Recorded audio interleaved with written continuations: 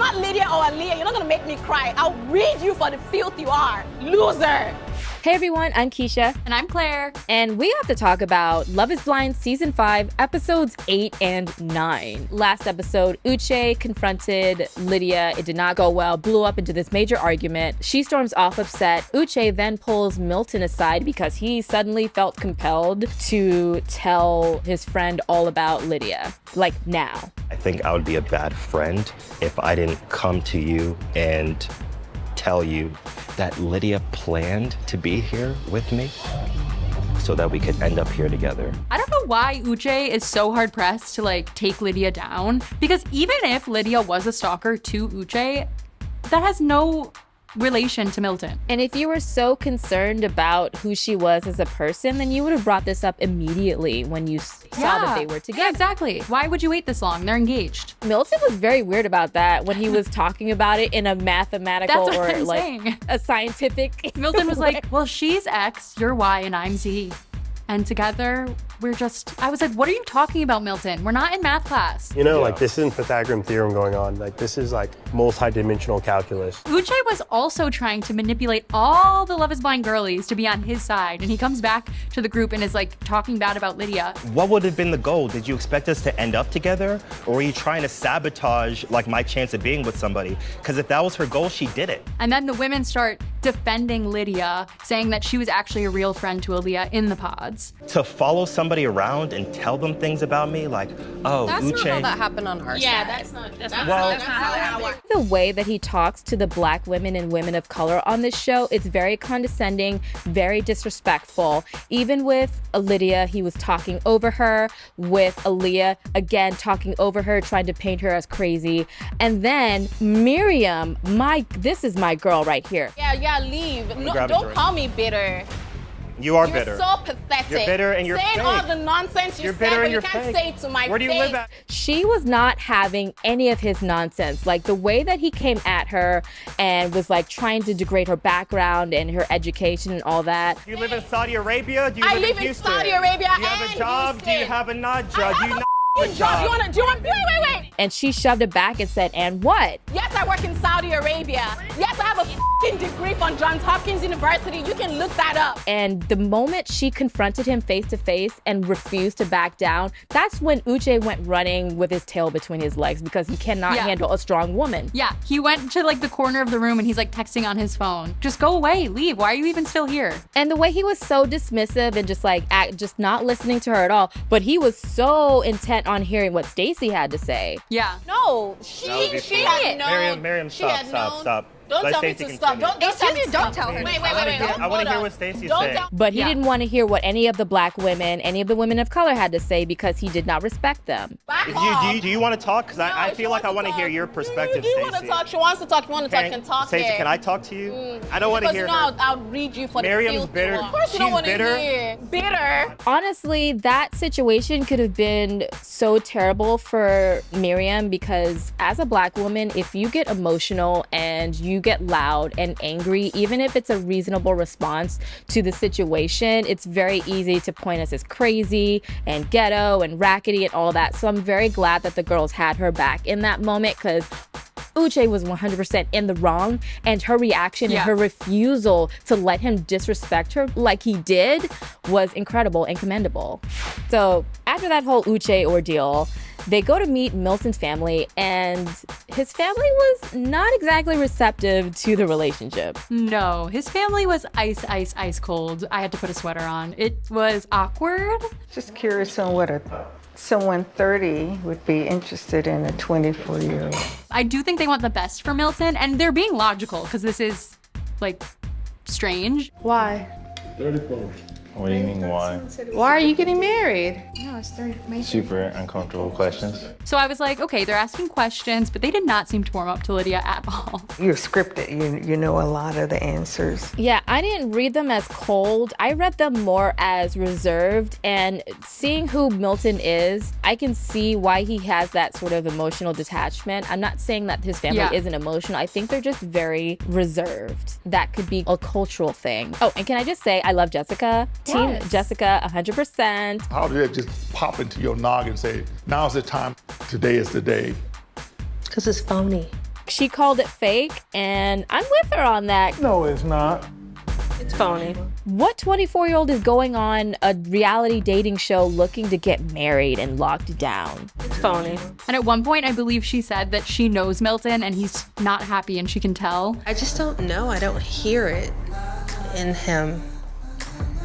I don't know. I don't know if I see it just yet. And I'm with her on that. He doesn't seem happy and excited for it. Feels like we're just trying to make it to the end so he can say no already. The way both of them talk about their relationship, there's no passion, there's no real emotion. It's just more like, you know, they make me feel a certain type of way, but honey, marriage isn't feelings, it's a partnership, and y'all are not even at all. Okay, just before the weddings are happening, a lot of their issues come roaring back and becomes this huge argument. Yeah, so Lydia gets upset that Milton is not clean, he's not picking up after himself. She's kind of alluding to the fact that she's mothering him. She has to mother him. Dude, like, I don't want to have to keep repeating it to myself and be like, clean the room, please clean after you. How many times I've told you that? The way that she has to tell him to do basic things, like put your clothes away, that's something a toddler should be learning. It's so early in the relationship. Aren't you pretending to be someone else still? Like, aren't you pretending to be your best self and be clean? Like, why are you being so dirty? Which makes me believe you're actually, like, much dirtier. All of this talk of emotional maturity, no, he's not. He's still a little boy, and he has a lot of growing up to do. Milton gets upset because he doesn't like how Lydia has handled the Uche conflict. I'm not judging you. I didn't like it. I would have handled it differently. Okay, that is the moment that really turned me against Milton 100% and got me so heated because he kept coming at her like, you're being too emotional. You don't know how to control your emotions. I know it's not easy to like be able to like control your emotions like I do. Oh my God, I hate that phrase. I hate it. You don't know how to control your habits, first of all. Secondly, there is no such thing as controlling your emotions all of the time. That just makes you devoid of humanity. That's not controlling your emotions either. That's just like turning them off. Instead of understanding where I'm coming from, you're like, who cares? Yeah, the fact that he didn't even bother to understand where she was coming from and see why his wife was upset. Like, clearly this man does not care about her or doesn't think to care or understand her point of view. And I love that this is such a huge psychological difference in the way that they handle things, the way that they live their lives. And then all of a sudden it's, okay, I love you. I love you.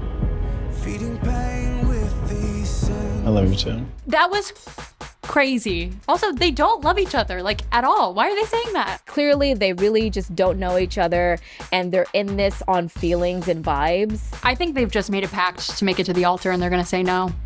Okay, we have to talk about the big confrontation between Izzy and Stacy and Johnny and Chris. All four of them sit down to hash it out, and it just turns into another major argument where both Stacy now and Izzy are calling her sketchy. They're trying to convince you of a story that probably didn't happen.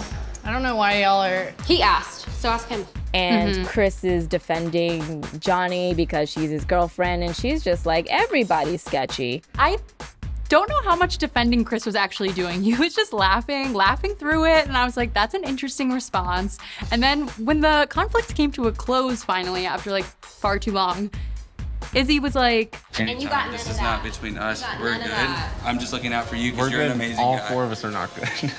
We're good. I don't know, Chris is so weird. What is Chris doing? What's going through his head? I think he's just overlooking a lot and is just going to get his heart broken. I kind of get where he's coming from because Izzy keeps thinking he's like dropping bombshells. Like, dude, she told me she loved me in the pods like 4 times. Like, everyone said to a bunch of people in the pods. Like, who cares? But how you gonna overlook A, being second choice, B, that moment when Izzy said she told me one thing, and Chris literally said, oh, she told me the opposite. That right there establishes that she does not tell the truth. So then, how are you gonna go back to this woman who told you were boring and safe and dumped you for another man because she got dumped and also lied to you? But you know what? You do you, Chris. Good luck.